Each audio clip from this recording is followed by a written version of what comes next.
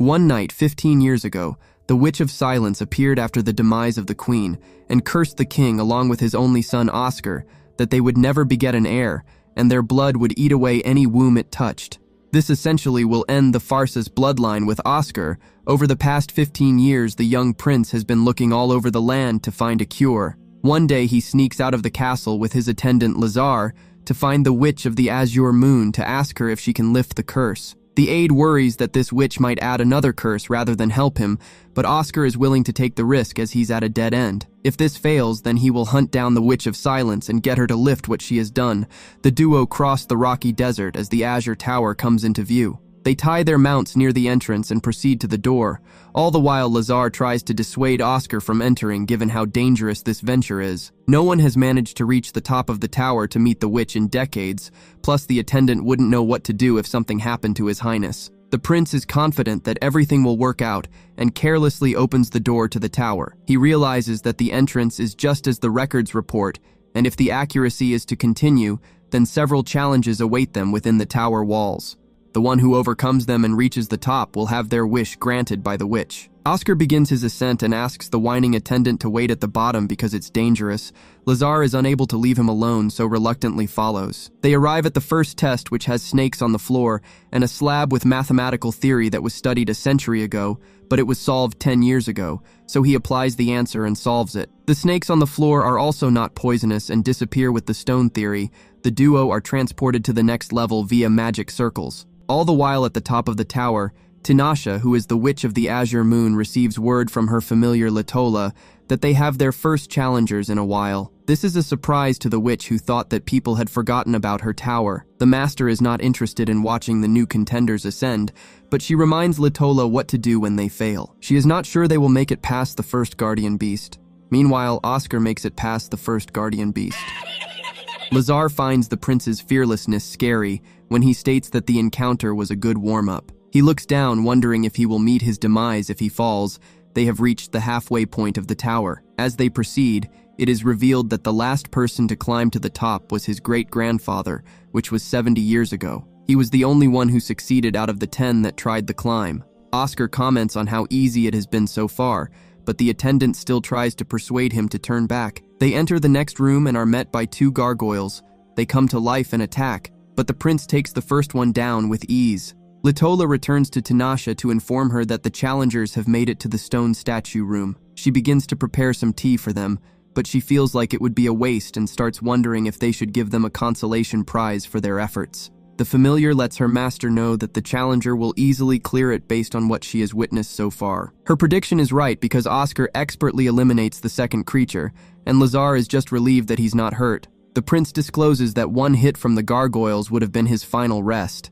The ground suddenly quakes as they make their way to the next transportation circle. Shortly after, the floor crumbles, splitting Lazar from the prince. The footing around him continues to crumble. He pleads to Oscar to go ahead, and before he falls, he tells the prince that he will wait for the day he becomes king. The prince calls to his attendant as he falls down. Oscar proceeds forward. He finds himself at the top of the tower and enters the last door. He's in awe of the penthouse view, but quickly gets on guard when he hears the welcoming voice of Tinashe. She floats down and offers him a seat to drink some of the tea she brewed. The witch introduces herself but comments that few people call her by that name. Oscar remarks on how she doesn't look like a witch, and she lets him know how naive that statement is, given the powers of her kind. The prince is relieved to hear that Lazar is safely sleeping at the bottom of the tower uninjured. He feels a little bit more comfortable and sits down. He asks if Tinashe has used magic to alter her appearance. The witch informs him that it's all natural. This is a surprise to Oscar because he has heard that Tinashe has lived hundreds of years, but she doesn't have any wrinkles. She explains that witches live many times longer than humans, so her body has stopped aging. Tinashe turns the attention to him by asking for the name of the first person to climb the tower by himself. Oscar gives his full name, and the witch recognizes the Farsa's family name. The prince reveals that his great-grandfather is Regius. She notes that he looks like him, but Regius had a more kind-hearted face. The crown prince apologizes for looking so heartless and having a face that looks like a brick wall. This makes her chuckle and apologize. She does admit that Oscar looks manlier than him because Regius had a childish side to him. The lady reveals that she lives with her familiar when asked, and summons Litola to greet the champion. She also informs him that his companion is safe, and this prompts him to ask what happens to the challengers who never make it back. Tinashe gets offended when he questions if she performs a mass burial for them. The witch makes it clear that no one dies in her tower. The challenger is sent to the ground floor before any fatal blows land. Those who fail to climb to the top have their memories altered a bit, and they are sent off to random corners of the mainland. It is a fair penalty since most of them come to prove themselves or gain fame. Latola adds that her master cures the challengers who came with genuine problems regardless. The witch didn't want anyone to know that, so she gets annoyed with her familiar for disclosing such information. After hearing that, the prince finds her to be more of a mystery. Tinashe likes to keep it that way, so she doesn't interfere with the affairs of humans, unlike some of her colleagues. The prince wished the Witch of Silence lived with the same ethos. Tinashe guesses that this is related to why he came. The prince narrates how the Witch of Silence cursed his father and him. Tinashe is interested on why they ended up with a curse like that. Oscar reveals that his father doesn't wish to speak on the topic, so he has never asked him the cause, but he is sure that it is related to his late mother. He has been trying to find a way to break the curse, but he's yet to stumble upon a clue on how to do that. He informs the Azure Witch that this is his reason for coming, but before she even offers her consultation, she gives a disclaimer that there is no guarantee that any curse can be lifted. Magic is organized and operated using a shared set of rules. However, curses don't follow any of these tenets. They are created by imbuing words with magical power. This means that curses vary depending on who casts them. In some extreme situations, the caster might not be able to undo the curse if they don't leave a hint on how to break it. In substitution for this, the curse doesn't hold overwhelming power, meaning it can't eliminate the person and only triggers in unpredictable ways. The prince feels like the one put on him is powerful. Tinashe agrees, and reveals that his curse goes beyond what she has described. The reason for this is that what he has been afflicted with is not a curse, but rather a variant of a blessing. She touches his face to reveal the part of his body that the blessing has been cast on. Blessings and curses are cast in the same manner, but they vary in the direction of power. Blessing magnifies the energy that's already present, which is why they can be powerful depending on the caster's prowess. The blessing that has been cast on him tries to protect any unborn child with an extremely powerful force, so a normal mother will not be able to bear this. Magic could be used to alleviate these issues if the blessing was analyzed, but there are 20 layers intertwined within it. Tinashe looks at the magic seal and concedes that the Witch of Silence is powerful indeed. She apologizes, prompting Oscar to assume that she can't break it. Tinashe glosses over his question, stating that she can't let him leave empty-handed. She brings out a bowl to try and find a woman who can withstand the child's protective power. The prince is skeptical, but the witch is sure that there will be one or two on the mainland. She searches based on someone's magical power and resistance, so he will have to overlook any other aspects like appearance. Oscar asks, what if they are married, elderly, or have a child? The witch tells him that if she's married, then there is nothing they can do. If she's old, magic can solve that. And if she's a child, he can wait till she is of age and accept him. It is not uncommon for there to be an age gap in royal marriages. The prince cuts to the chase, asking Tinashe if she could withstand the Witch of Silence's magical power. She obviously answers that she would have no trouble against it, and the look of dread washes over her face shortly after realizing what Oscar is trying to allude to. The prince simply says that it is a lot easier than trying to look for a woman who might not even exist. He wants to make his wish as a champion for Tinashe to leave the tower and become his wife. Tinashe jolts up, letting him know that she can't possibly accept. She confirms no history of marriage or even having a boyfriend when asked. Since she told him that age is not a problem, then she makes the perfect candidate.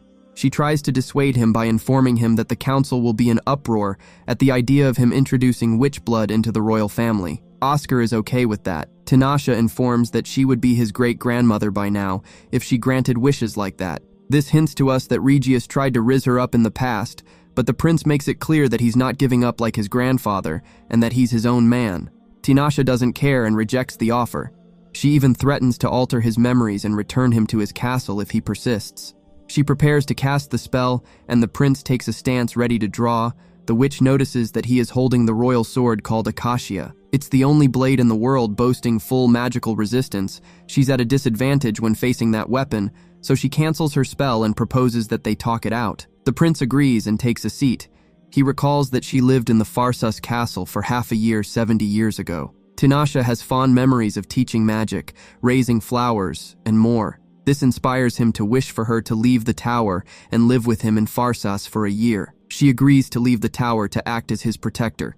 The two proceed down, and a call from Oscar wakes Lazar up. He introduces Tinashe as the witch's pupil who will be joining them to help cure his curse. They greet each other and they set off to the castle.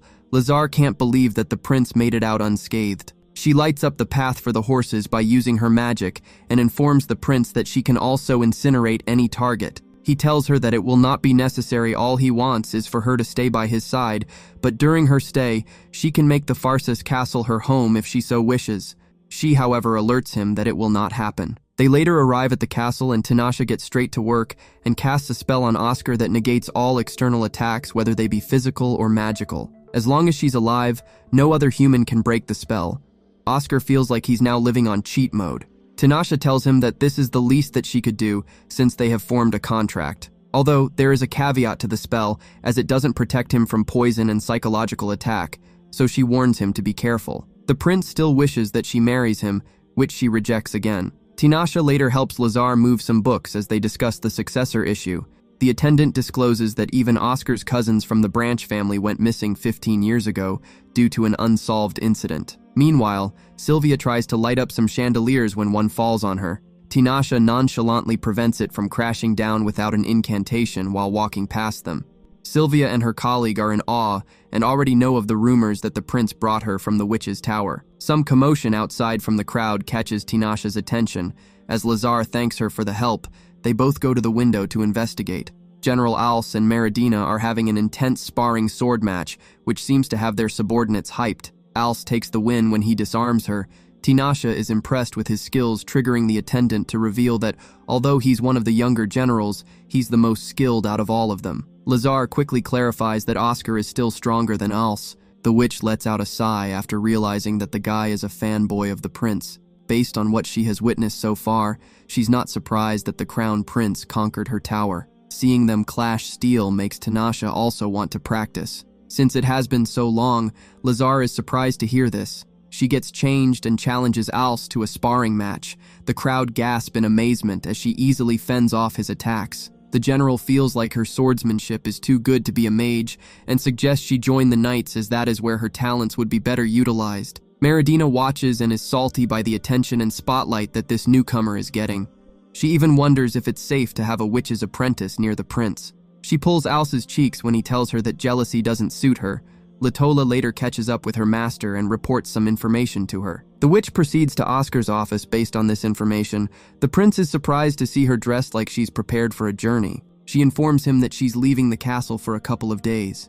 The prince tries to protest, but she makes it clear that she's free to go anywhere she wants and assures him that she will be back. He at least wants to know where she's going. After a pause, she discloses that she will be going to the magical lake in Druza. Lazar gasps in distress and reveals that the area is dangerous because that is the location where the demonic beast was sealed away 70 years ago. The witch alerts them that there are huge surges of high magical power emanating from the place. She's going there to investigate. Oscar informs her that he'll join, but she tries to protest, saying that the crown prince shouldn't be venturing out willy-nilly. He enlightens her that that area falls under their jurisdiction, so the state will not be in favor of the witch investigating the anomaly alone. To make it official, Oscar says that he will gather a unit to follow them, but Tinashe reminds him that it's not her job to protect anyone other than the crown prince. She gives him 1 hour to gather his forces. All the while at the magical lake, Valt and Morales discuss how they are sure that Tinashe will notice the activity because she has eyes all around the kingdom. After all, they are both looking for the same person. Back at the castle, Oscar has gathered Alce, Meridina, Sylvia, and some other fodder. Sylvia gets excited to see that Tinashe has a dragon familiar. The mage introduces herself and reaches to pet the creature. Meridina watches on, ready to attack the dragon if it acts hostile, but it only yawns, which startles Sylvia. The witch warns her to be careful since the creature is not used to people. She tells Oscar that she was going to ride the creature if she was going alone, which puzzles him because it looks so small. He turns his attention to the unit to brief them on their mission to survey the magical lake. The prince warns them to stay vigilant given the danger of the area. He also informs them to follow Tinashe's orders, which surprises them. The witch gets a flashback to being in this room 70 years prior. The prince brings her back to the present when he calls for them to go. The guy is smitten by how the light bounces off her. They teleport to the Uniraid fortress nearby and proceed on foot to the lake. As they pass through the area, it is revealed that the neighboring nation of Druza invaded Pharsa 70 years ago. The army drove them back, but the invaders unleashed a demonic beast that they didn't have full control of. It rampaged and destroyed both allies, foes, and the land itself. Finally, it was the Azure Witch who sealed it away. However, the miasma from the creature poisoned the earth, turning the area into this barren wasteland, where a protective barrier is needed for one to pass through. Tanasha reveals that all she could do was seal it away since there were humans in the area. She confesses to how formidable of an opponent the magic beast was. She pauses and calls out to the person that lurks in the miasma. A Druza mage appears surprised to see the witch. He was a very young mage at the time of their last meeting. The guy teases them before ambushing them with a spell. It strikes down the fodder, and Oscar saves Meridina by putting his protective spell around him to good use. Tanasha attacks the mage only for it to be an illusion. She is certain that the kingdom of Druza is trying to revive the beast, since that mage was one of the people controlling the creature during the war. They tend to the wounded, and everyone is shocked by the revelation that Tanasha is a witch. She apologizes to them for not telling them earlier. She didn't want to startle anyone. Sylvia rushes to assure her that they don't feel that way. Tanasha swats her hand away before holding it to inform her that witches are objects of fear, so she shouldn't try to be chummy. The Crown Prince suggests they retreat for now and gather a larger force to strike. Tanasha lets him know that she's going after the mage. The witch is sure that they will be looking to undo the seal with greater haste now that they have been spotted. Oscar wants to go with her, but she promises him that she will not die or leave him before their contract has finished. With this assurance, he lets her go. She orders her dragon Nark to transform into its bigger size and rides it into battle. Shortly, she arrives at the site of the sealed beast and eliminates all the mages present. Tanasha breaks the seal of the monster herself. She intends to finish off the creature now that there are no humans around. The witch orders Nark to move a safe distance till the battle is over. Tanasha showcases elite swordsmanship, agility, and spellcasting as she clashes with the monster. The witch finally defeats the demonic beast, but the creature launches a last-ditch attack that significantly injures her. Nark brings her back to the fortress where Oscar waits. They rush her for treatment. Sylvia later informs him that her condition has stabilized. He goes to see her and is surprised to see that she has grown. Tanasha reveals that she accelerated her bodily growth to heal her internal organ injuries. The prince thanks her for saving them from the demonic beast. Meanwhile, at the site of the battle, Morales and Valt recover one of the gems from the monster. As they leave, the two are confronted by Renaku, who wishes to have confirmation as to which nation they hail from. Valt is more interested in learning what he's doing in the area. Renaku came to defeat the demon beast, but he can see that Tanasha got to it first. Valt discloses that she has been looking for him for a long time. Renaku is aware of this, and expresses his intention to meet her when the time is right. Valt comments on how he always treats Tanasha with arrogance in every history. This confuses Renaku, but Valt has no intention of explaining. He simply reveals that they are bystanders that help bring about events that should occur. Renaku doesn't plan to let them go and fires a spell at the duo. Valt sacrifices himself and transports Morales to safety as she screams for him. Meanwhile, at the castle, Sylvia helps Tanasha cut her hair. She is surprised that the mage is not scared of a witch like her. Sylvia acknowledges that witches are scary and is familiar with records of the 5 witches that destroyed a nation in a single night. However, she doesn't get that vibe from Tanasha. After the fresh trim, Oscar presents her officially to his father and announces his plan to marry her. She protests this, reminding him that she's only there to lift his curse. She assures King Kevin that although it's a high-level curse, with some more analysis she'll figure it out. Oscar teases her about taking responsibility if she's not able to do so, which leads to a married couple-style fight between the two. The king can see that they are on good terms. After the meeting, the prince sneaks off into the Bile Forest with Lazar. They are investigating the cause of 9 villagers meeting their demise when they ventured inside. The victims were found with their bodies dried and shriveled up. The assistant enters worried mode and starts to advise Oscar that they should turn back because Tanasha will be angry if she found out. The prince complains about how she never allows him to adventure. He makes a note to himself not to take damage, otherwise his protector will be alerted to his escapades. As they move through the area, Lazar finds a pearl-like flower and gets attacked when he tries to interact with it. Oscar senses the danger and cuts the vines before it ensnares his assistant. The two speculate that this could be the thing eliminating people. The plant looks like it would suck the moisture out of its prey. The prince stabs the big plant, but it releases some poison rain. Oscar protects himself with his cape and suggests they evacuate, but one flower shoots some poison gas at Lazar that knocks him out. Lucrezia sits on a tree wondering what the two are doing in the forest. The assistant wakes up in a house and the prince is casually sitting at a table. Oscar informs him that Lucrezia is the one who gave him the antidote. She gives him a drink and introduces herself as the Witch of the Forest. She makes it known that she's acquainted with Tinashe. When she asks the prince about her, Lucrezia was sure he was affiliated with her when she saw the defensive barrier, since she's the only one who could cast that. Oscar divulges that Tinashe is no longer in the tower and is currently acting as his protector. Lucrezia guesses that he climbed the tower. Lazar uses this opportunity to hype up his boss, stating that he cleared it alone. He even discloses the prince's wish to marry Tinashe. Lucrezia finds that interesting and feels like she needs to know love.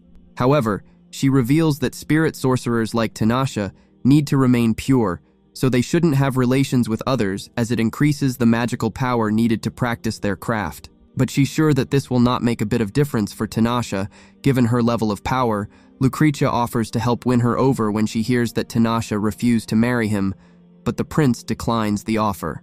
The Witch of the Forest casts a spell on Oscar while getting up. She pleads for forgiveness for antagonizing him when he prepares to attack. Lazar appeals for him to consider her since she saved them and helped them solve what has been causing the mysterious deaths. She gives them an open invitation to come back whenever they want, so the duo returns to the castle. Tinashe has also returned from her business and notices something different about Oscar, but he swears that he's fine. The following morning, he wakes up and is greeted by the witch as he leaves his room. She asks him if he's getting plenty rest. He guarantees her that he is. Tinashe goes to Lazar to ask him if the prince has been dealing with female companions recently, but he confirms that Oscar has no such companions. She meets up with the other mages to inform them of her suspicion that the prince has a female companion because his life force has been fluctuating these days. She also explains how a lady's perfume has been lingering around him. Tinashe suddenly gets annoyed, causing the room to shake when she notices something. The witch excuses herself and confronts Oscar for not telling her that he met Lucrezia.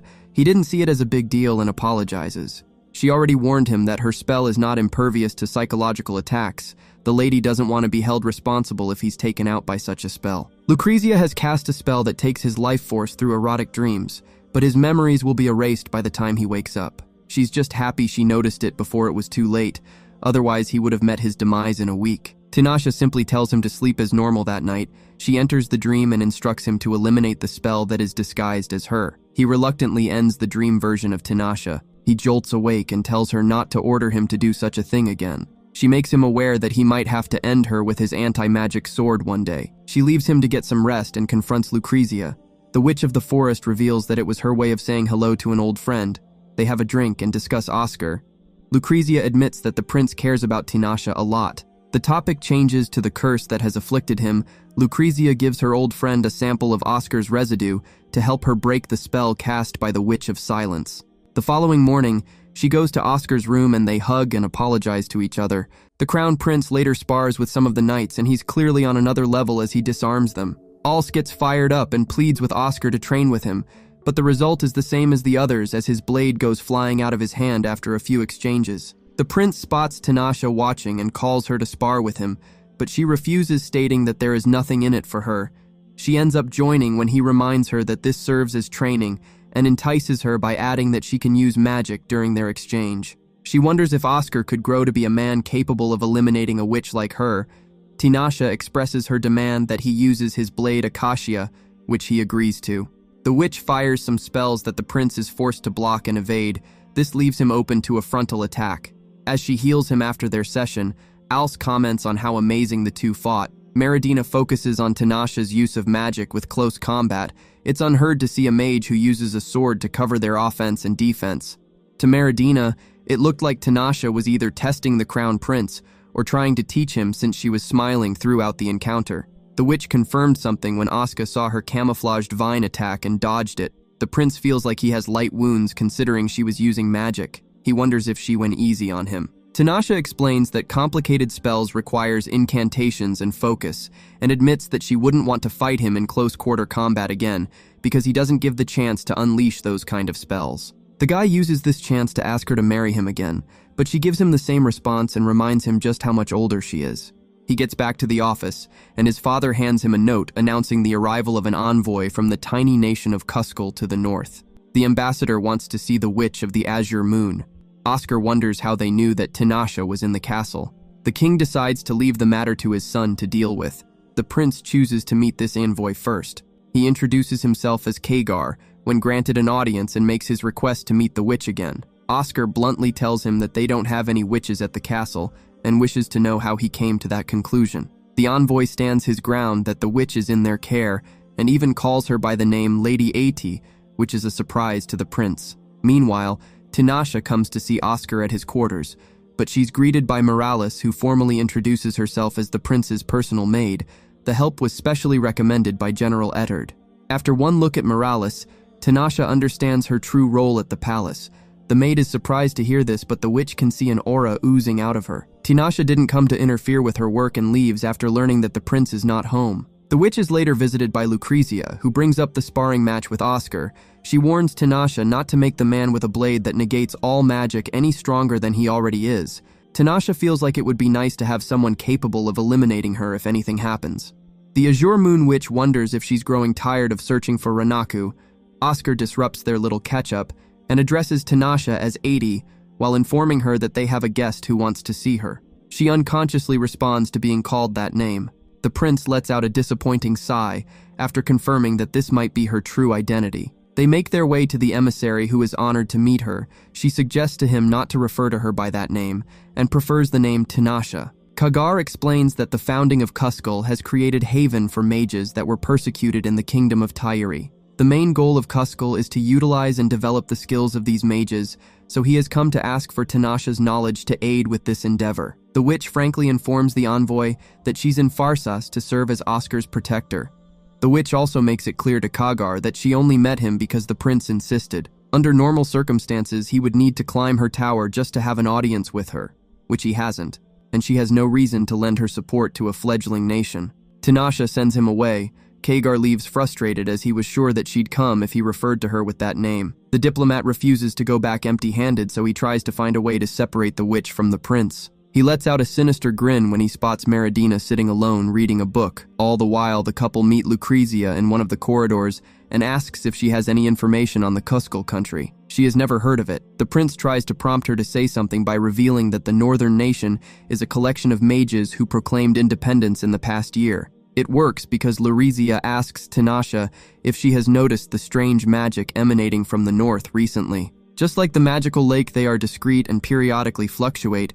Meridina menacingly walks towards them as they discuss. A concerned call from Alce catches their attention, just in time for Tinashe to counter using Lucrezia's blade. Alce manages to stop both their strikes, and the prince holds the general at sword point, demanding to know what is going on. Meridina gets held back as she shouts for Tinashe to leave their country with her conniving techniques that deceive men's hearts. These words stab the witch more than any blade could.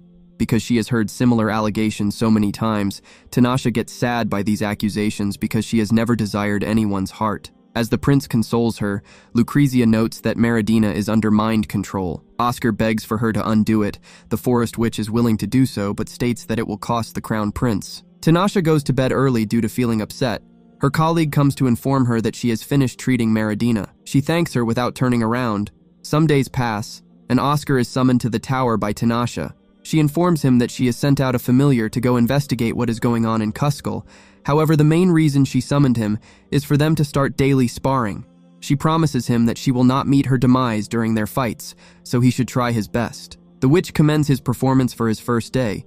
He wants to know why she's training him. Tinashe doesn't want a future where his lack of strength closes certain paths that he might want to take. They continue their daily sparring, which gradually gets more difficult with the addition of summoned opponents that simultaneously attack him.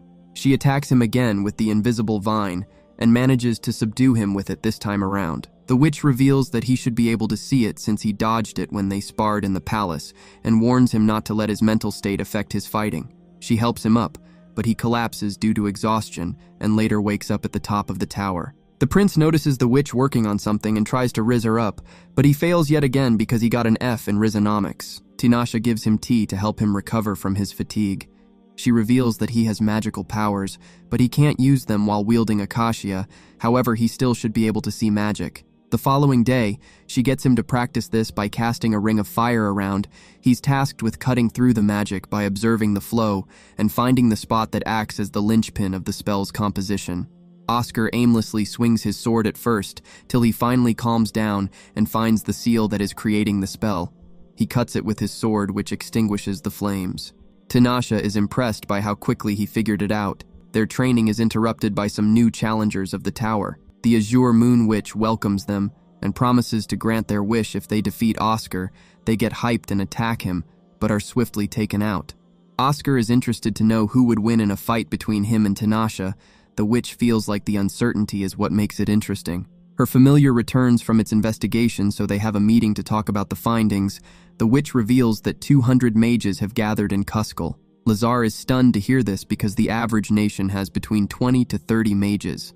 Oscar wonders if the small nation is looking to start a war.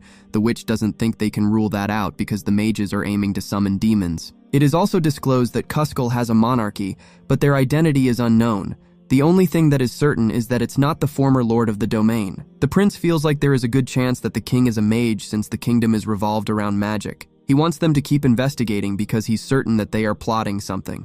Alce barges into the office with awful news that General Eddard has met his demise. The funeral is held not long after, and Lazar talks about how the veteran was in poor health. This loss hits Morales especially hard because he was a distant relative that treated her with such kindness. Oscar also speaks about how he and Alce are both indebted to him since he used to train them. The closeness of death around them prompts Oscar to remind Tinashe. The general's belongings will be left with his close friends. Lazar also used his opportunity to inform Alce of the prince's curse. They tease Oscar by asking Tinashe why she doesn't want to marry him. As they joke, she knocks down the sugar and breaks the lid. She uses magic to move the sugar back into the container, but she's not able to fix the lid. The witch explains, even though she can stop time, she can't undo what has been broken since all living things share the same fate of death. Elsewhere, Kagar is attacked by Morales because his lord eliminated someone dear to her in the past. She unleashes her familiar on him. Tinashe has a reoccurring dream of Renaku carrying her to show her something important, but the dream fades as she's placed into bed by Oscar. The prince suspects that she had a nightmare because she fell asleep sitting up. He tells her to get some proper rest as he leaves her chambers. The following day, the king summons his son, who arrives wanting to know what they were discussing with his protector. Kevin discloses that he was seeking counsel from her regarding his son's bride, and Oscar is a little dumbfounded at first till he realizes that they are talking about Morales. The king highlights how his daughter-in-law needs to have high magical resistance. He wanted to know if the girl in question meets those requirements. The witch feels like it would be barely possible for Morales, even though her magical power that is sealed away easily exceeds that of a court mage. Tinashe figured that she would be a potential candidate as a bride. The maid's magic is passed through her family bloodline. Oscar is a little annoyed that he wasn't told about this. Tinashe was sure that he would object at the idea, just like his current tone is suggesting. The king ends their conversation to inform his son that they are doing it for his sake. He feels like this is a good opportunity, so he should stop trying to arrogantly solve the problem alone and get to know Morales better. Oscar later tries to strike up a conversation with her about her sealed magic as she cleans his office. The maid divulges how her mother placed the seal and Master Kumu reinforced it. The prince's attention turns to Tinashe as he asks Lazar why the witch hasn't been coming around for the past week. She has been at her tower hard at work trying to analyze the curse. She is joined by Larizia, who comes to get an update about the situation. Later that evening, Tinashe is alerted by Latola of a new challenger arriving at the tower. This perplexes the witch because she closed off the entrance. The assistant reveals that the person used a teleportation circle to enter. Within a short moment, the prince is at the top of the tower. Latola announces he has set the record for the shortest time by the smallest party to complete the tower. It is clear to her that the prince has surpassed the limits of a normal human. Oscar grabs Tinashe by the face as he's more interested in learning why she's been hiding from him. She points to the curse that she's trying to break. The prince doesn't feel like she needs to rush it. Tinashe explains how the blessing the Witch of Silence placed on him is elegant. It comes together so beautifully that it has made her realize that love and hatred are two sides of the same coin. This conclusion terrifies her.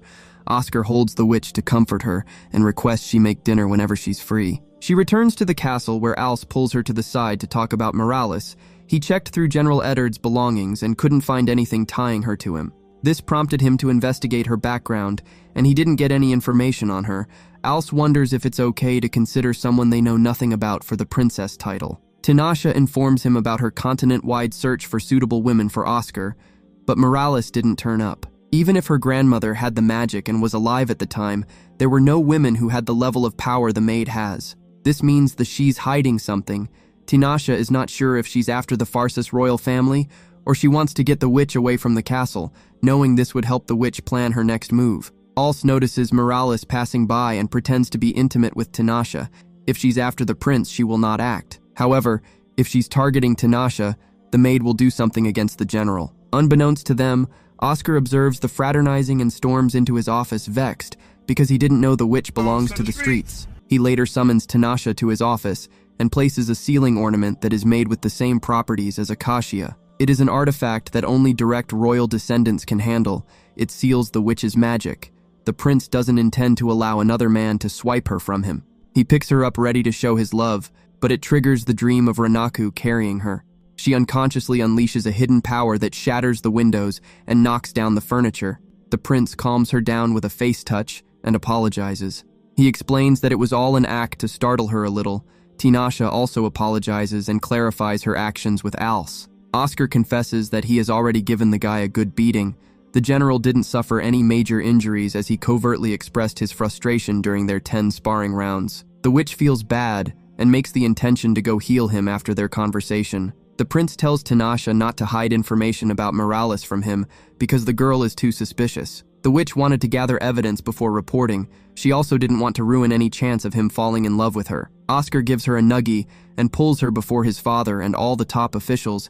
Even Morales is summoned. The prince makes it clear that Tinashe is in the castle because he has taken a liking to her, so any attempts to match him with other women is futile because he will always choose the witch. This makes her blush. He then turns to Morales to inform her that he has no intention of making her his wife. He officially removes her from her position as his personal maid till an investigation is completed on her. As she mildly protests, an order is given to escort her out. Tinashe senses that something has breached the castle's barrier. The prince also hears a growl and a beast's footsteps. The witch pushes some background character standing next to Morales out of the way. Tinashe tries to cast a spell, but the bracelet prevents this. Oscar pulls her out of harm's way, but her eye gets injured in the process. Her natural ketchup splatters on his face. Morales has broken the seal placed on her, which reveals her identity as Valt's partner. She lets the witch know that she would have spared her if she didn't catch on to her deception. The prince removes the bracelet from Tinashe. She tells him to step back, because the defensive barrier she cast over him has weakened due to the residue being splashed on him. Everyone evacuates the hall, leaving the duo to face the threat. Tinashe is unable to open her right eye due to the injury. The demonic beast bursts into the room. The witch realizes that they regenerated it from the core of the one she defeated earlier. Oscar steps forward to deal with the creature because of her eye injury, and he wants to test the results of his training. She makes it difficult for him by forbidding him from getting hurt. As they clash with the maid and her beast, Tinashe has two plans. One will destroy half of the castle, and the other will put the prince in danger. Oscar chooses the second, so the witch takes a support role and casts an incantation. The prince is to deal with their attacker in the meantime. He gets serious and switches his blade to his dominant hand. He swiftly disposes of the demonic beast, which gives Tinashe the chance to cast her spell that covers the area in darkness. She allows Morales to escape so that they can track her.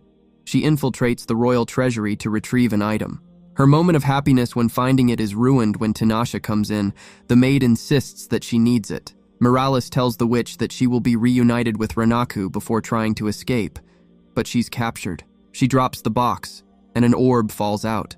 Morales removes her soul from her body to avoid being interrogated and calls to Valt in her final moments, wishing that she was stronger. Tinashe later fully heals, and Oscar reveals that the orb belonged to his mother, but he doesn't know what it's used for. He gets a little headache from tiredness, and before going to get some rest, he confesses his love to Tinashe and asks her to marry him, but she rejects him again. Our boy really needs to get on that quantum physics course by Professor Yuya. The witch intends to leave him with countless options so that he forgets about her. Elsewhere, it is revealed that Renaku's name is Lanak, and he's the king of Kuskal. Him and his mage army overlook a burning city, enjoying the sight of their destruction. The monarch comments on how a new age is about to dawn on the mainland, but the 4 great nations must be wiped out first. During that interim, Tinashe completes her counter to the curse that plagues Oscar. Her familiar comes to inform her of Lanak's sighting. The witch wonders why he would reveal himself after 400 years. She thanks the cat for its hard work and allows it to rest. That night, she pays the prince a visit as he sleeps and administers her counter against the Witch of Silence's blessing. Oscar wakes up the following morning with markings drawn all over his body that has been done using Tinasha's red residue. The witch fell asleep near to him, so he immediately wakes her to ask for an explanation. She reveals that she placed another curse over the Witch of Silence's blessing so that they would nullify each other. It's a bit anticlimactic, but she has broken this curse. Oscar is shocked to hear this. Tinasha gives him permission to wash off the markings on his body as she used it as a catalyst. He thanks her before she goes to get some sleep. The witch later protests the idea of attending King Kevin's birthday celebration. It seems more like a diplomacy ball than a ceremony, looking at the guests that are going to be in attendance. Lazar interrupts to present a message from the Kingdom of Tyre. Their crown prince Riust will not be able to attend because he's dealing with the aftermath from the attack from Cuscal. His sister Princess Cecilia will be arriving instead. Oscar is more interested about this attack. Lazar reports that Cuscal mages burned down a Tyre city near their shared border. The prince wonders if this is an act of revenge because Tyre has persecuted mages for hundreds of years now. Tinasha pulls Oscar to the side and transfers ownership of Narc to the prince since the dragon has taken a liking to him. He doesn't protest and becomes the new master of the creature. The witch surprises him by sealing it with a rare show of affection. The night of the king's birthday celebration comes, and Tinasha is a little uncomfortable attending since it's unheard of for a witch to show herself at such an event. Oscar assures her that he will keep her identity a secret. As they catch the attention of the room with their entrance, Tinasha warns him not to address her as his fiancée. The prince gives his official birthday wishes to his father before mingling with the other guests. Cecilia strikes up a conversation with Oscar and pulls him away for a private discussion when the topic of the attack on their nation comes up. Meanwhile, Kevin calls Tinasha and thanks her for curing his son. He expresses his wish that she would marry him, but she's still opposed to the idea. She quietly leaves the ceremony, happy that her dress makes her unable to dance. The witch lets out a sudden gasp and calls Lanak's name when she senses something. She interrupts Cecilia's private audience with Oscar, but it looks like she saves the prince because he looks so bored of her frivolous chatter. The princess gets offended that a lowly mage has the audacity to ask her to leave. Tinasha gets serious, which intimidates Cecilia to quietly excuse herself. She rushes over to Oscar and casts a spell as she informs him that she should have died 400 years ago. Based on this, she warns him not to be infatuated with the dead. He has to go and accomplish his destiny. As she steps back, she also reminds him that the future of the kingdom's people depends on him. Oscar gets up to reach for her, but he freezes in place. She asks him to remember what she told him when she broke Lucrezia's spell. Shortly after, Lanak appears. He informs Tinasha that he has come for her and comments on how beautiful she is. She rushes over and ecstatically hugs him. How Oscar is feeling inside right now. He knows that she was looking for him, but he tells her that he couldn't act. Lanak reveals that he created the nation of Cuscal for her sake. It's a fine location that has been cleared of the surrounding cities. Oscar is shocked to hear Lanak say that he plans to make Tinasha the queen of this nation. He turns his attention to the prince and his sword Acacia, but the witch states that she used to have a contract with Oscar. Lanak prepares to eliminate a future threat, but Tinasha informs him that her contract with the prince is over, and he's not strong enough to wield that blade effectively. She suggests they leave. Oscar tries to attack, but Tinasha warns him that he will have to face her if he wants to take out Lanak. The king of Cuscal doesn't want his queen in harm's way, so they leave inside a portal. The witch gives him the "don't follow me" look. The following day, Sylvia goes to Tinasha's room sad that she has left. The mage later joins the other retainers who are apprehensive to interact with Oscar because he's in a bad mood. He comes out of his office and gives Lazar his completed work and informs his assistant that he's going to Laurizia's forest.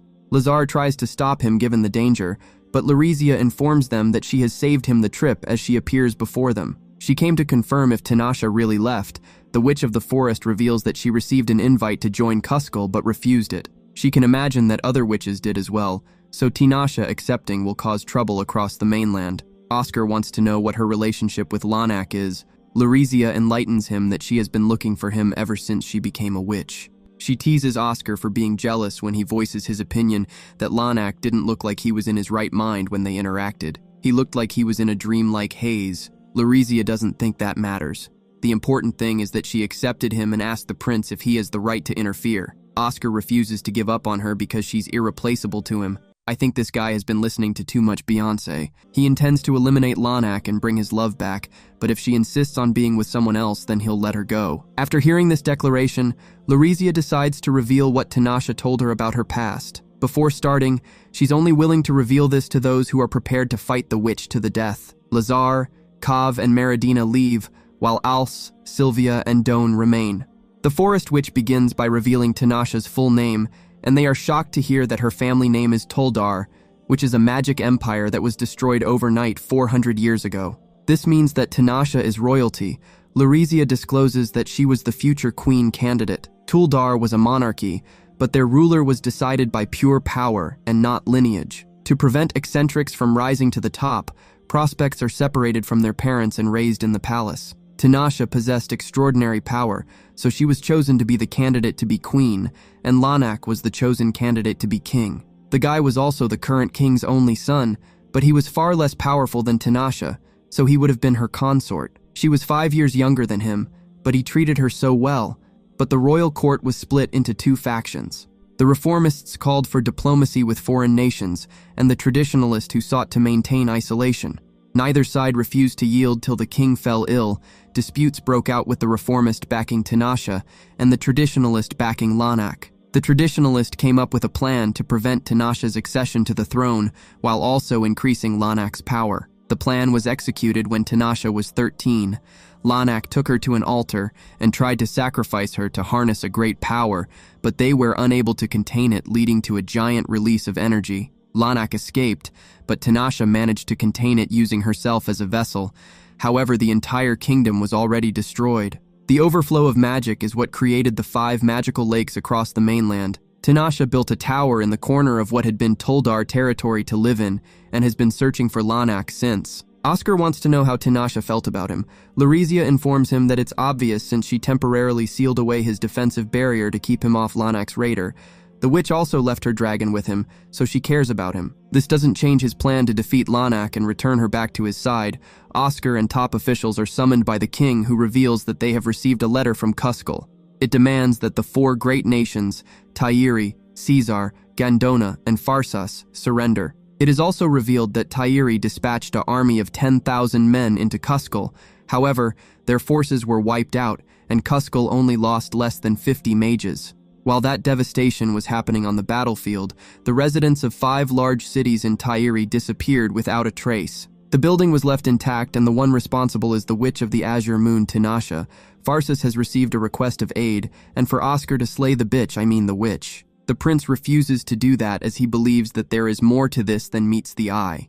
He doesn't intend on forsaking his responsibility to his nation, nor lose the love of his life.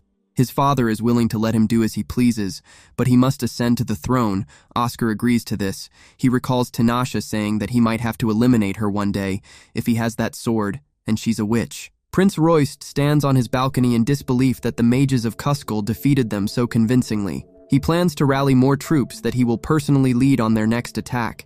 These thoughts are disrupted by Tinashe, who suddenly appears with her subordinates. The crown prince becomes hostile, demanding to know what she wants. Triss gets pulled away when she steps forward to defend her master. The witch informs Royst that everything will end in 2 weeks, so she would like for him to hold off marching into Kuzco till then. He tells her to address him formally if she wants a favor, and calls her a lowly mage. Tinashe points to his nation's prejudice against mages as the reason that brought forth this uprising. Rios doubled down on this rhetoric, stating that mages disrupt the world of the one true god with their powers. She points out all the atrocities the nation of Tyiri has committed due to their view of the world. Riust goes silent because he's aware of what she's alluding to. She leaves after giving him her warning and suggests him to think about her words. Tinashe gets back to Kuzco in time for a war report. We learn that the 4 great nations are joining forces. Lanak is not threatened and draws a map of the new mainland. He assures the mages that with Tinashe's ability, they can create a spell that covers the entire mainland. The Mage King is a little salty that the witch has power that surpasses his. Lanak starts to show signs of fatigue, but he promises to be the one to protect his queen. Renart later asks Tinashe about Lanak's fatigue. She explains that men don't have stable bodies, that is why all the witches on the mainland are women. Lanak is currently feeling the psychological effects of using magic to live for so long. Bartalos eavesdrops as Tinashe points out how drastic the mainland will change if he uses her power as the catalyst to cast his spell. A couple of days pass. Oscar and his party have arrived at Tyiri, and he's starting to get impatient because they have just been sitting around doing nothing instead of advancing against Kuzco. The others are also surprised by how cautious Ryust is being, since they have a coalition army at their disposal. Cav reports that a mass disappearance event has also happened in Pharsas. Oscar wonders if Tinashe is the one behind these incidents. Their meeting is interrupted by Cecilia, and the others excuse themselves as she enters. Oscar comments on her daily visits, and the lady makes it clear that she wants to get his attention even more so now that he's the king of Pharsas.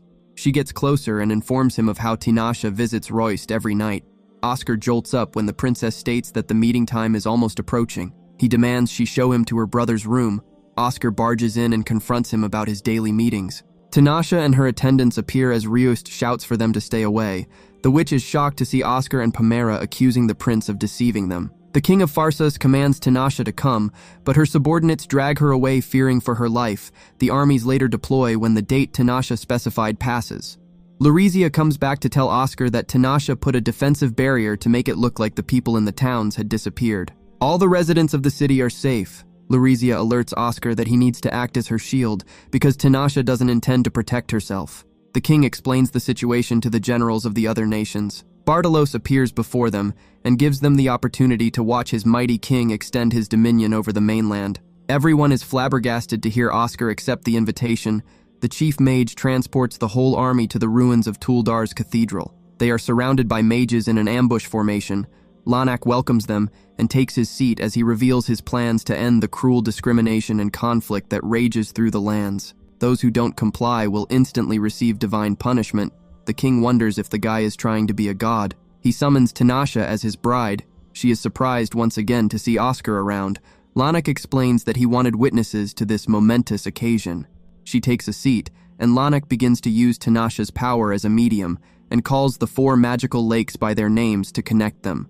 The witch blows him away and hijacks the spell. She confesses that the main reason she was looking for him all this time was because he was the only person that knew the lake's defined names as its summoner. Her aim is to free the Tuldar citizens' souls that were trapped as the magical lakes for these past 400 years. Lanak can't believe that she betrayed him again and tries to attack, but it's neutralized. He gives the order for the mages to incinerate her, but Pamira and Renart put a barrier around their master. This allows Tinashe to erect one around the army. She orders her subordinates to escape, but they refuse. Bartalos hits Pamira, sending her flying. His second assault towards Tinashe is blocked by Oscar. He advises her to ask for help already and tell him what he needs to do. She concedes and wants him to stall for 10 minutes. Bartalos is excited to fight against the famed swordsman who wields Acacia. As they trade blows, Lanak gives the order to summon demons. This prompts a huge battle to break out between the coalition and the enemies that surround them. Ryust sees the results of their nation's persecution when a young lad tries to eliminate him for ending his sister. His hatred is palpable. The boy is knocked out and taken to safety by Als. Meanwhile, Tinashe's subordinates are amazed to hear her chanting a double incantation from Tuldar's coronation ceremony. Others around the battlefield couldn't believe their eyes because they thought the 12 high-ranking demons summoned by Tuldar's first ruler was a myth. During the commotion, Oscar cuts down Bartalos, and his dragon takes out some demons. The king goes to Tinashe's side as she completes the spell, summoning the 12 spirits of Tuldar. She commands them to annihilate her enemies. They fire lasers like a disco ball lighting up the dance floor. They happen to be precise as they strike down her enemies. They vanish after their work is done. Lanak tries to escape, but he's too weak to get far. Oscar catches up and cuts him down after hearing him blame Tinashe for the destruction of Tuldar. The guy also only saw her as a tool. The battle ends with everyone watching the souls being released from the magical lakes. The generals look to Oscar to finish Tinashe with his blade. He reminds her of what he told her when she broke Lucrezia's spell. The witch collapses as he draws his blade. She wakes up 1 week later, surprised to still be alive. She loses her balance, and the king is there to support her and updates her on the events that happened when she was unconscious. Prince Royst de-escalated tensions with Kuzco and has left them as an autonomous state for mages. Oscar applauds Tinashe for that result because her lectures must have gotten through to him. He also drops the bombshell that she's officially his fiancé. This was the only way to bring her back alive because some wanted her dead, but the majority wanted to use her power. He holds her close, telling her to work hard for the remaining half a year on her contract, and she is willing to do that. Tinashe later takes the retainers of Oscar to the Tuldar treasury, and they are amazed by all the weapons and items on display. She suggests they pick what will be following them back to Pharsis. The witch will be bringing any suspicious items back to her tower, so she wants them to separate those ones. As they rummage through, Tinashe finds an orb like the one Maid Morali tried to steal and decides to take it to her tower for further inspection. The Kuskal incident passes, and Oscar and Tinashe pay a visit to the Minadart fortress in the east of Pharsis, which happens to also border Yarda. The general of the fortress shows them around and reports no signs of unusual movements from neighboring nations. However, there are minor conflicts. Tinashe's attention is caught when she notices some kids playing in the compound below. The high-ranking officer reveals that they took in survivors from a village that was attacked by horse riders a year ago. Soldiers were sent out, but most of the townsmen were eliminated. Oscar guesses that the attackers were the Ito clan since they were horse riders. These are a nomadic people who swiftly rush into settlements to plunder before escaping. The children's call to Elza prompts a topic change. The general reveals that Elza is the village chief's widow. The leader met his demise protecting her, and she has not laughed since. The lady spends her days playing with the children. The widow sits them down to tell them a story of a highly desired, beautiful girl that was saved by a swordsman clad in blue when her village was attacked. She was deeply moved by his act of bravery and asked him to marry her, but the guy rightfully refused and left without a trace. The kids get hyped and run away to have a pretend fight. Tinashe comes down curious about the story. Elza discloses that it is based on true events that occurred 200 years ago from their village. The blue swordsman claimed to be the son of the girl he saved. You see why I said he rightly declined, because this ain't sweet home. Tinashe concludes that the boy had come from the future. The widow confirms this, stating that the swordsman was the child of the girl and a nomad who abducted her. He traveled to the past to prevent his mother from a horrible fate. The witch doesn't think she would change the past even if she's given the chance to do so. The couple are later shown to their lodging, and they must share a room because there are no others available. Tinashe wants to keep things PG, so she transforms into a cat so that Oscar doesn't get tempted.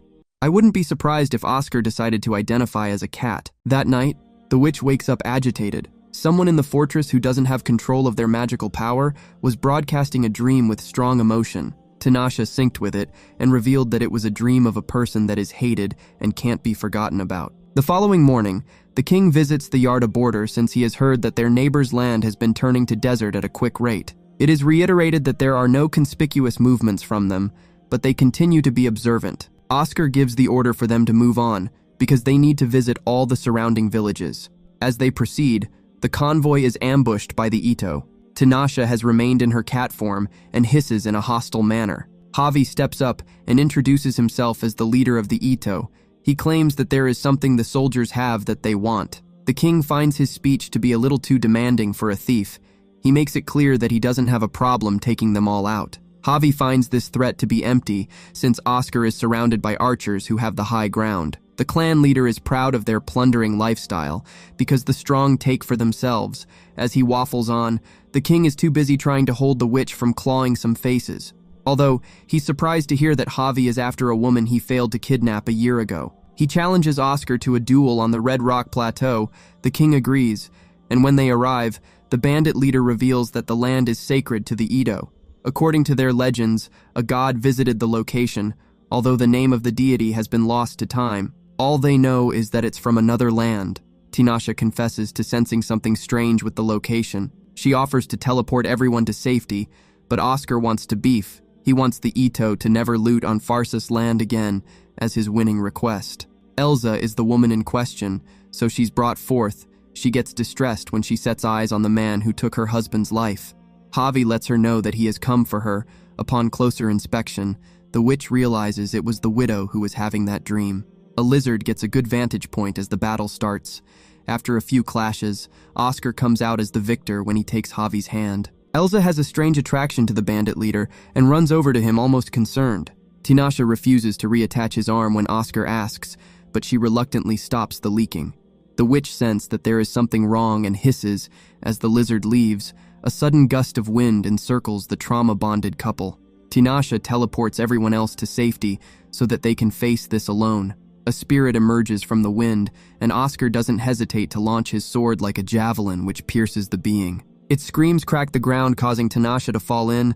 The king doesn't hesitate to jump in after her like he holds a doctrine in symbology. The witch regains consciousness to find Oscar holding her as they fall into an underground lake. She turns back into her human form, and they proceed through the cave as they take stock of each other's condition. Tinashe reveals that some sort of power from the earth attacked the magic in her body. She was too creeped out to cast any spells. The duo reach a room which happens to be Ito's sacred grounds. There are drawings depicting the visiting so-called god that attacked them.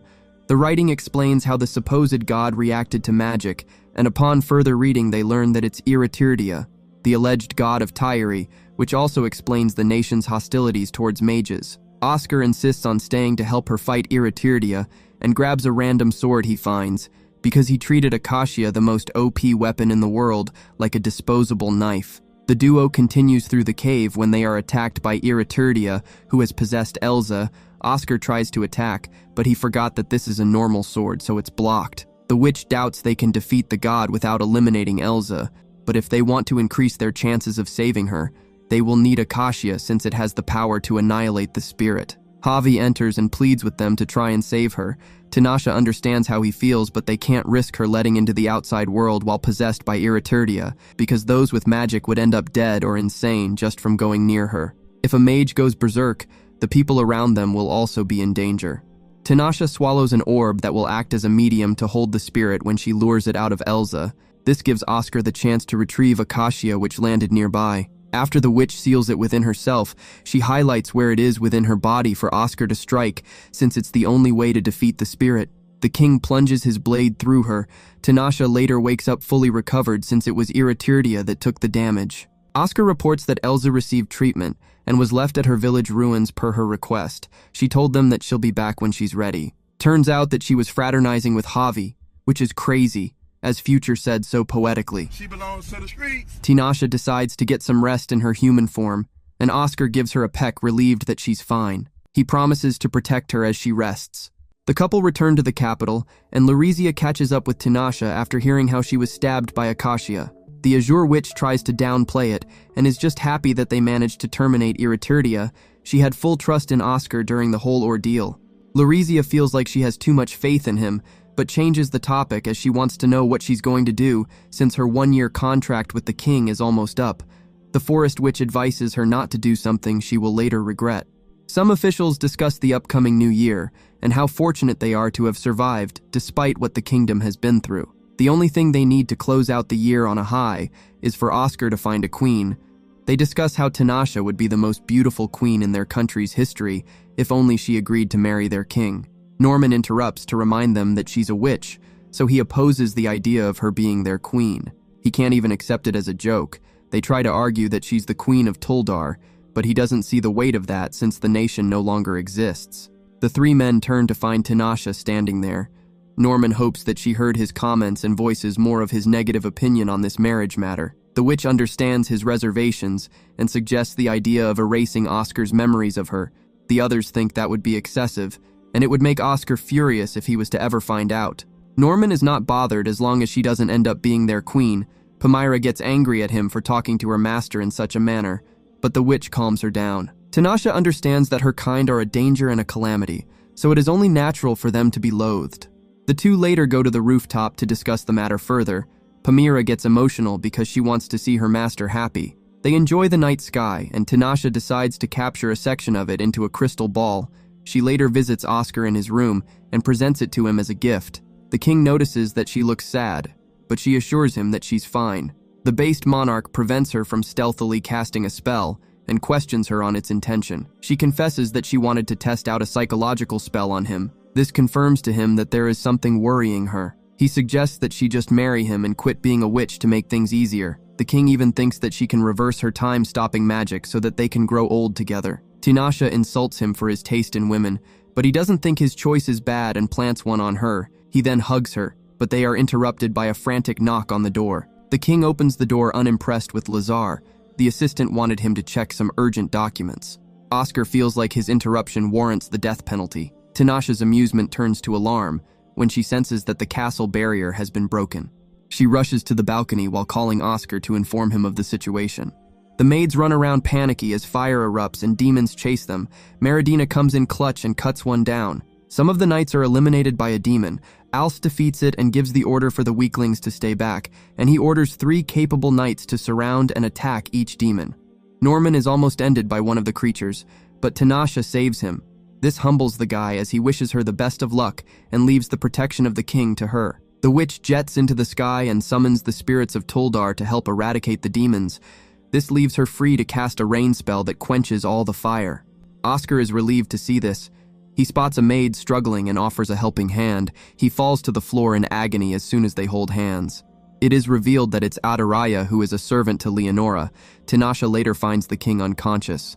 A look of concern washes on her face when she spots the needle. She starts casting a spell to heal him. She takes him inside and summons everyone when things settle down. Larizia recognizes it as the infamous poison Alkakia. No one has ever been recorded surviving when hit with it. She states that Oscar is a goner. Tinashe refuses to give up on him and intends to transfer the poison to herself and use her vast magic to come up with an antidote before the poison finishes her off. Larizia is against this because the pain from the poison is enough to turn a person mad. This is why Tinashe needs her to help quell it while she works on a cure. Larizia reluctantly decides to help after some convincing. Tinashe prepares herself, and the toxin is transferred to her. She begs with Larizia to wipe Oscar's memories of her if she meets her demise. The forest witch refuses to do that because she would want him to bear the burden of causing his love to die for the rest of his life. Oscar later wakes up with his memories of Tinashe altered. He doesn't ask of her and goes back to sleep to recover. As the days go past, he feels like he's forgetting someone important. The night crystal keeps his attention. Norman walks past him one day as he looks at it. He stops the staffer and asks for information on the events that happened before he fell ill. Norman just advises him to choose his queen wisely. This triggers Oscar to remember Tinashe. That night, he passes through an illusion wall that was hiding her room. Larizia is surprised to see him since she tampered with his memories. The king demands to know where Tinashe is. He is sent to her and told how the Alkakia has spread throughout her body. Oscar wants to see the damage since these wounds were caused by his negligence. The sight saddens him, so he hugs the unconscious witch. After a couple more days, Tinashe becomes the first in history to overcome the poison. Larizia is there to welcome her back and heal the rest of her wounds. She visits Oscar after getting the all clear. He wants to inspect her to make sure that she's fine, but she lets him know that this will not be needed. The king asks her what she thinks about him. The witch informs him that she sees him as the contract holder and someone who is important to her. Oscar's laugh perplexes her, so she holds a meeting with Larizia and the others. They let Tinashe know that they think that she's in love with the king. She finds that hard to believe at first and wants to eliminate him, but the others suggest she go talk to Oscar. She heads to his room to confess her feelings. He hugs her as she cries, but he lets her know that it is an honor to hear when she says that she's glad that she met him. They seal this declaration with a kiss. After some demonetization activity, Tinashe finds it a little bit more difficult to use magic, but she intends to use this as an opportunity to update her spell configurations. Oscar takes a clump of her hair in his hand, wanting to know when their wedding should be. Once they enter a marital agreement, she will be granted the privileges of the Farsis royal family. The witch is not so sure about marriage and would prefer to be a side piece that is out of the limelight. The king doesn't have those sorts of plans for her. She later pours some tea for him as he works. She is intrigued to hear that the New Year festival is going to be held in the Eastern Temple. Oscar also reveals that it's customary for the king to go on horseback to present himself to the public. The whole display needs a high security detail. Litola appears and draws Tinashe's attention to some boys that came to visit the tower, despite it being closed. The witch attends to it since they are residents of the castle city. She teleports to hear their explanation. The lads came to ask the witch if it rains ice instead of water in the north. She quickly figures that they are referring to snow. Tinashe berates them for coming without an adult because they could have run into demonic spirits or bandits. One of the boys says that the current king got stronger by going on adventures. The witch tries not to be impressed that Oscar has influenced the younger generation. She explains that the king's strength comes from the training he did before going on his adventures. After clearing that up, Tinashe opens a portal to take the kids back home. They figure that she's the witch, but the lady doesn't confirm it. To prevent such incidents, she casts a surveillance spell to keep an eye on things. When she returns, Oscar wants to know why Tinashe doesn't want to get married. She explains that Oscar possesses a great deal of magic power to the point that it was sealed when he was a child. If she and him give birth to a little brat, There is no doubt that they will be a powerful mage, and if it's a female, there is a good chance that she will be a witch from birth. The boy will not be able to cast spells if he wields Akashia. Tanasha is sure that Oscar inherited Akashia at a young age for the same reason. This means his father knew about his power. The witch suspects that his mother or someone close to her sealed his magic away. Oscar doesn't think that being born with strong magic is necessarily a bad thing. Their power has saved countless lives, and they will teach their child about magic and how to value life. He tells her not to deny having a future with him because of such trivial problems. The night of the festival comes, and Tanasha joins the convoy in a matching outfit to the king. The boys she saved earlier are in awe when they see her. The people enjoy the celebration, and the convoy head back to the castle when Oscar and the witch sense someone watching them. Tanasha casts a spell to catch the person, but they manage to get away. She notices that the boys are also in the bushes and tells them to come out. They apologize since they were just curious. Tanasha understands since they are kids and lets them off. She allows them to join them on the ride back home. It starts to rain, and the witch feels like it's the perfect opportunity to show the kids the falling ice and casts a spell that freezes the water, causing it to fall as snow. The beauty mesmerizes everyone since it's their first time seeing the phenomena. They arrive back at the city where they have another appearance. The boys cheer them on. Oscar picks up Tanasha since it has been a long day. He also informs her that he asked his father about the whole situation, and he told him to do whatever he wants because the ex-king got married for selfish reasons too. Both Oscar and Tanasha are happy that he was born. All the while, Leonora, who is also known as the witch who cannot be summoned, gets a report regarding Tanasha. Leonora is sure that the Azure Witch has got herself a man after hearing that her magic is different. She gives the order to eliminate her if an opening arises. During that interim, Lazar informs Oscar about the Gandona Nation's Founding Day celebration, but the king doesn't want to go. His assistant makes it clear that that is impossible. Oscar is more worried about the trouble brewing in Yarda, but he has no other option. The guy intends to go with Tanasha, so he doesn't feel like he needs heavy security. He also contemplates bringing Palmyra to help her with the dress. Tanasha doesn't want a public appearance and just wants to stay in the background like an NPC backup dancer and protect him. Lazar reminds her that everyone thinks that she's the king's fiancée. Oscar assures her that he will make sure that she doesn't have to make an appearance. The night of the celebration in Gandona arrives. Tanasha recalls visiting the nation in the past when she was asked to help exterminate a demon. She promises to be where he can see her. They go to the ballroom where a higher demon called Travis offers Tanasha a drink, but she doesn't accept it. They seem to be old acquaintances because he comments on how much she has grown and assumes that she has found a man. She corrects him that her growth is due to injuries she had to heal. The higher demon can see that Oscar is her man and shows an interest in him. The king notices the strange man talking to his woman. Travis feels like he could eliminate Tanasha now that she's in love, but she's still confident that she can handle him. Aurelia spots Travis messing around and comes to drag him away, but the higher demon informs the noble about his links to the woman he's talking to. He introduces Aurelia, who is a member of the Gandona royal family. The lady apologizes for his behavior. Travis is stunned to hear that Tanasha is engaged to Oscar and comments on how OP their kids are going to be. Aurelia notices Tanasha's reaction and feels like she doesn't like kids.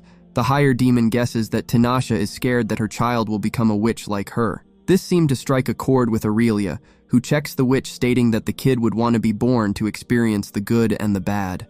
As she excuses herself, Tanasha realizes that she has offended the girl. The higher demon reveals how Aurelia was born with strange powers. After the party, Oscar gets a wash and demands to know who Tanasha was interacting with. He comments on the guy's abnormal aura. The witch discloses that Travis was the demon she was tasked to eliminate and drops the bombshell that he's the demon king. Later that night, the couple are woken up to a demon attack. Oscar cuts down a few monsters and Tanasha comes out and gives some support. Oscar comments on her outfit, but the need to catch one of the culprits makes her chase after them. She catches Adaraya, who refuses to reveal her master. Her colleague comes to save her as they escape. Travis also runs after the guy because he tried to eliminate Aurelia. The higher demon points out her inappropriate outfit. The couple get back to Farsas, where they later get a report of the situation. The Prime Minister of Gandona was eliminated during the assault, and there were other fatalities. Tanasha suspects that Leonora is the mastermind, which would explain why Oscar and Aurelia were her targets. The king doesn't know her, but Tanasha reveals that she faced her in battle and said some nasty things. Travis also treated her cruelly in the past. These attacks were to express her grudge against them. Leonora is in Yarda now and is in good favor with the prince. Unlike other witches, she loves to get into politics, meddling in the building and destruction of nations. She also has an unusually large number of servants for a witch. There are even reports that she was the one who created the Amber Castle. Tinashe wants to go and finish her off, but Oscar doesn't give her permission to act alone. Alce is sure that the internal strife in the Yarda kingdom is a sign of Leonora's actions. The advisor giving the report is also worried that the witch has her sights on Pharsas or Gandona next. Oscar feels like they should contact the forces opposing the prince for more context, but he's sure that the current missing princess of that nation will know something. They go to the desert in West Yarda, where Tinashe locates the missing princess in the Kados fortress, which is in the middle of an artificially created sandstorm. The party from Pharsas make their way inside, and Oscar is grateful that they were granted an audience since they came unannounced. Nefeli, the princess of Yarda, is happy to meet them. She's smitten by Oscar's charisma as they go through the official introductions. The king starts by stating that they don't want their intervention to be public knowledge. Oscar drops the bombshell that Leonora is the prime candidate for their nation's turmoil and outlines how she attacked them. Nefeli is told that the witch shows up without any invitation, so their nation was just unlucky that she appeared there. Tinashe is sure that the witch will come out when she finds out that contact has been made with the princess. Dispelling the sandstorm she created around the fortress will also get her attention. Leonora is known for having a short temper. Tinashe also reveals the other liberties she has taken while in Yarda. She visited the royal court and teleported the faction leaders out to the borders of the nation. Tinashe has also sealed the powers of the mages and put laxatives in the army's food, which has put them out of commission. The witch also healed the king, who has fallen ill from a potion, and finally spoken to the prince, who regrets his actions. He is willing to buy them some time to complete their operation, which is to have Leonora meet her end at this location. That night, Tinashe has her spirits deal with the demons that have appeared. All the while, Oscar tends to his sword as he asks Tinashe if there is anything she needs from him for the upcoming battle. She wants him to deal with Unai, who is Leonora's main aide. The witch had him absorb a demon, so the guy now has inhuman physical strength. He's willing to do that, but he warns her to stop acting on her own discretion. She confesses that she can't rest till the one who tried to eliminate him is defeated. The following morning, Nefeli is shocked to see that the sandstorm has been dispelled. Tinashe is sure that Leonora will arrive in the next hour, so she goes to wash up before the battle starts. All the while, Leonora throws her glass on the floor, frustrated that her barrier was broken. She calls Unai to inform him that they are going to the Kados fortress to destroy Tinashe. The princess later joins the witch in the bath and asks her if she's with Oscar to manipulate him just like Leonora did to her brother. The noble lady immediately apologizes for speaking in such a manner. Tinashe lets her know that it's Oscar that rather controls her. She can see that Nefeli has fallen in love with Oscar. Tinashe is sure that those two could have married if witches didn't interfere in their lives. But she never thought that someone would desire her as a fellow human. Her relationship with Oscar has made it so she can stand proud and face Leonora again. She returns to find that the battle has already started as her spirits deal with the first wave of demons. Tinashe ties one of her hair ribbons on Oscar's arm and the other one on hers. She asks him to pull on it if anything happens, as it will transfer the sensation to her. Before they go into the battle, Oscar asks her to marry him after all this is over, and she finally accepts, which leaves them all shocked. This one is for all the people stuck in the friend zone. You can make it out, guys. There is still hope. But me personally, I wouldn't be this desperate. After hearing this, Oscar can't afford to lose. The couple fly off into battle where they are confronted by Leonora and Unai. The two witches face each other while Unai is smacked down by the dragon and chased by the king. Leonora insults Tinashe for losing her purity when she's a spirit witch. Tinashe reveals that she has reorganized her spells and excited to test them out. She hit Leonora with an arrow spell, but she instantly heals. All the while, Oscar removes Unai's arm as soon as they land. He blocks the king's fatal strike and uses his demon power to conjure a weapon as they continue to clash. During that interval, Leonora summons the Amber Castle around the two guys. She harnesses the power from the castle to try and destroy the Kados fortress, but the witch attempts to block the attack, but gets engulfed in it. Leonora thinks that she has defeated her and heads to her throne room, but she's shocked to be confronted by her opponent. Tinashe's arm is injured, but she's preparing to finish her off. She stops her attack when her ribbon comes off. It reminds her of Oscar, so she decides to beat Leonora when her mind is at ease. The witches decide to join the guys' fight, making it a tag team match. After a few clashes, Oscar and Tinashe perform a combination that allows Oscar to throw Acacia, which punctures Leonora's stomach. The magic blocking attributes of the blade prevents her from healing herself, causing her to lose her life. Unai is also defeated by Tanasha, resulting all the other demons to disappear along with the Amber Castle. The couple return as heroes. Travis comes to see Tanasha and promises not to interfere with Pharsis because she defeated their mutual enemy. They later head back to the capital where they have a royal wedding.